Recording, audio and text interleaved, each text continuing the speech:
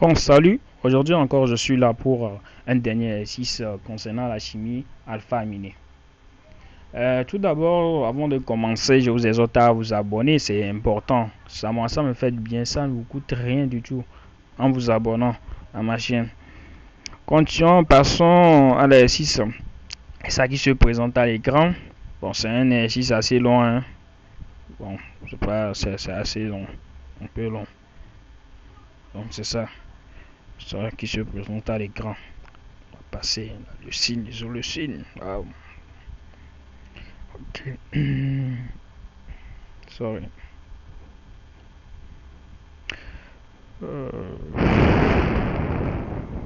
C'est le sujet qui continue. Wow. Vous voyez comment c'est vraiment joli, non? Waouh. C'est comme. On y va. Je vais pas parler. 1. Bon, est-ce que tous les acides alpha-aminés naturels ont en commun? Qu'est-ce que tous les alpha-aminés ont en commun? Tous les acides alpha-aminés ont en commun le fait qu'ils possèdent dans leur structure le groupe NH et le groupe COH et qu'ils ont la configuration L. Passons à la question suivante qui dit on considère un volume, une solution aqueuse de leucine. On bloque sa fonction amine par une méthode appropriée. On prélève 200 centilitres de la solution que l'on dose jusqu'à l'équivalence par 10 cm de solution d'hydroxyde de sodium de concentration de 0,1 mol par litre. On sait que par ailleurs que dans 100 cm3 de la solution, on a 655 mg de leucine. A. Détermine la masse molaire de la leucine. La quantité de matière égale à la CaVA sur la masse molaire. On peut déterminer la masse molaire. Or, à l'équivalence à l'eau basique, on sait que la quantité de matière de l'acide égale à la quantité de matière de la base. Or, connaissant, on sait que notre N, c'est bon, c'est un acide. Un acide. Donc, ça va être CaVA égale à la masse molaire du gaz. Donc, on tire notre Ca, on vient remplacer. Si notre CA, on vient remplacer ici. Donc au final, on a notre masse égale à ça. Notre masse égale à ça. Donc notre masse molaire égale à 131 grammes par mol. Et c'est tout, hein, c'est tout ça. Maintenant, on va déduire la formule brute la formule brute du composé alkyle. Tout d'abord, il faut connaître la formule générale il faut connaître la formule générale de l'acide alpha-aminé et le R. Le R, on sait que ça veut quoi? Bon, ça veut quoi? Le CN, ça veut quoi? Ça fait, C, ça fait CN, bon, ça fait CNH2N plus 1. Donc, c'est ça. Donc, c'est ça qui donne. Bon, ici, ils ont utilisé le X, hein. Donc ça va, donc ça va la masse égale à ça. Donc il faut connaître la formule générale de l'acide alpha-aminé pour pouvoir déterminer notre X sans ça. Bon, mais tu vas rester sans rien faire. Donc notre alkyle R égale à C4H9. Bon, par décarboxylation de l'alcyne, on obtient un composé A nommé 3-méthylbutan-1-amine. Écrit la formule, bon, on nous a déjà donné, donc c'est à vous d'écrire. Donc ça va être 1, 2, 3 méthyl butan 1 amine. Maintenant B. Détermine la formule semi-développée de la leucine et celle de l'isoleucine et préciser leur nom et en nomenclature officielle. Le groupe R de la leucine est conservé lors de la décarboxylation d'où la formule égale à ça. C'est conservé. Donc c'est conservé. Ça là c'est conservé. Ça c'est conservé. Donc c'est ça. Ça c'est conservé. Donc ici on va placer notre H. Donc c'est ça. Ça va l'acide 2 amino 4 méthylpentanoïque. Donc semi-développé l'isoleucine. La leucine comme l'isoleucine possède une fonction. Bon, une seule ramification. Hein. C'est juste. C'est la même chose, mais c'est au niveau de la ramification qui diffère. Donc ici on a le 4, ici on a le 3. Donc ça fait l'acide 2 amino 3-méthylpentanoïque. Passons à la question suivante. La question 4. 4A. Écrire les formules semi-développées des dipeptides que l'on peut penser obtenir à partir d'un mélange de leucine et d'isoleucine. On donnera les noms des dipeptides en abréviation, le pour la leucine et le pour la isoleucine. Alors, pour ne pas alourdir l'écriture, on symbolisera dans cette question et les suivantes les groupes alkyles pour R1 et R2. Ok, d'accord. Lorsqu'on n'oriente pas la synthèse, on obtient 4 dipeptides qui sont. C'est ça qui est intéressant. C'est genre, on fait un mélange de leucine et d'isoleucine. Dans tous les cas, il n'y a pas de précision. Il n'y a pas de précision. Donc on peut avoir 4 dipeptides possibles. Le, il ou il. Donc ici on a quoi? On a le il. Donc c'est ça. Maintenant B. Quel est le dipeptide obtenu lorsqu'on utilise la synthèse en bloquant la fonction amine? On a bloqué la fonction amine de la leucine. On a bloqué la fonction hydrocarbure la fonction carboxylique de l'huile de huile. On a bloqué ça. Donc c'est la fonction acide de la leucine qui va fonctionner et la fonction amine de l'isoleucine qui fonctionnera. Donc les fonctions amines de la leucine et la carboxylation sont terminales. Donc les dipeptides, on va trouver ça.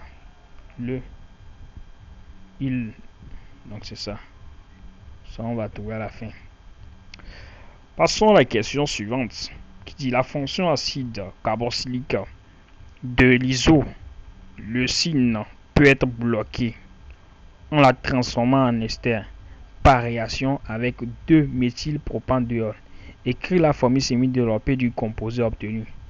On a bloqué la fonction carboxylique de l'isoleucine. On a bloqué sa fonction carboxylique. Maintenant, on l'a transformé en ester par réaction avec le 2 par un alcool. Donc on a bloqué sa fonction carboxylique. On a bloqué sa fonction carboxylique.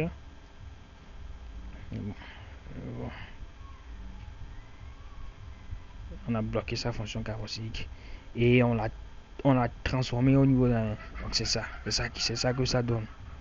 C'est merveilleux, hein, c'est merveilleux. Maintenant le 5A, on dit en solution aqueuse la leucine donne un ion dipolaire, encore appelé amphion ou zythérion. Bon, donner la formule. Hein. Bon, c'est comme c'est coupé. Donc donner la formule du zythérion et de faire l'interprétation. Je vais aller au sujet. Bon.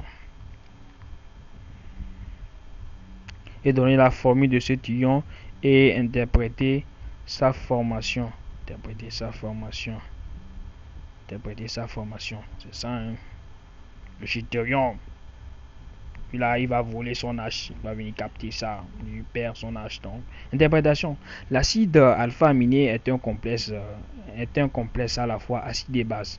Comme acide, il peut libérer un proton H+ dans une réaction et comme base capter un proton H+. L'eau est un ampholyte, c'est-à-dire à la fois acide et base. Une réaction acide-base de l'acide alpha-aminé avec l'eau engendre un ion dipolaire. Et c'est toute l'interprétation. Le B, on dit d'écrire les équations bilan de l'action sur la leucine d'une solution aqueuse d'hydroxyde de sodium et d'une solution aqueuse de chlorure d'hydrogène. Donc on a l'acide, on a la base et l'acide. C'est ça. L'oxyde de sodium, hein. Ok, bon. On trouve l'eau. Le gars il va perdre, c'est ça. Il va perdre, la base va gagner. La base va gagner. La base d'acide, la base va gagner. Donc c'est ça, il va perdre un H. Donc c'est ça. En équation bilan de la solution de leucine, ok. En présent de, bon ici c'est base et acide.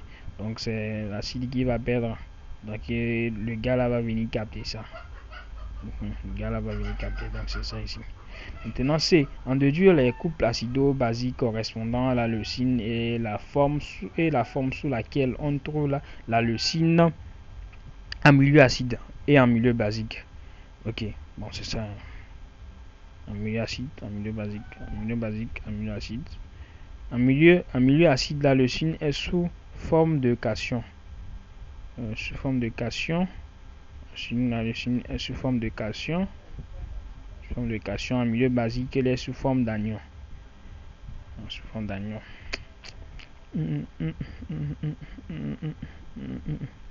Ok, on continue. Oh, vraiment le sujet, vraiment loin. 6. L'hydrolyse totale d'une mole de tripeptide donne 2 moles de leucine et 1 mole d'hydroleucine. À écrire les formules semi-développées des 3 enchaînements différents envisageables par le triglycéride. Wow, c'est tellement merveilleux que toi-même tu te vois. On utilise 2 moles de leucine et 1 mole d'isoleucine. Donc c'est juste bon changement. Hein. Ici on peut avoir il, on peut avoir le, on peut avoir il, le. Donc ce sont les trois enchaînements qu'on peut retrouver. Passons à la question 7. Il de donner le nom et les formules semi-développées des composés obtenus par hydrolyse du peptide suivant. Le peptide contient 3 liaisons peptidiques. C'est donc un tétrapeptide. Wow. Son hydrolyse conduira à 4 acides aminés. Oh, wow, c'est vraiment bon. Ce n'est pas le. C'est ici. Donc c'est ça. Ça. On a 1 ici, 2 ici, 3 ici.